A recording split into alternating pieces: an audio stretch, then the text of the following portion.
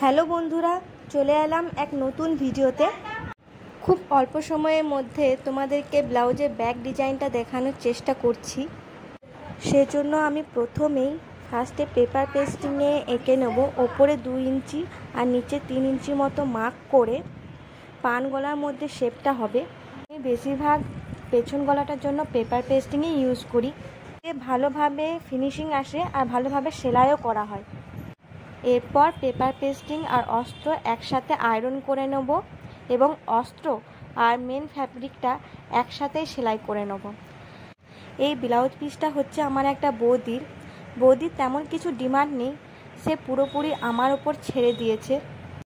Blouse পিসটাও হচ্ছে পুরোপুরি simple হলুদ কালারে, সেজন্য আমি রানী কালারে কাপড় দিয়ে যে পাপড়ি আকারগুলো হয় সেগুলো দিয়ে একটু সাজিয়ে নিচ্ছি।